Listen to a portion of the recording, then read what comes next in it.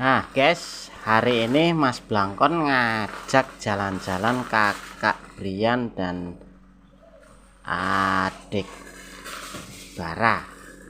Kebalik, kakak Bara dan adik Brian ke Setu Babakan nonton ondel-ondel raksasa.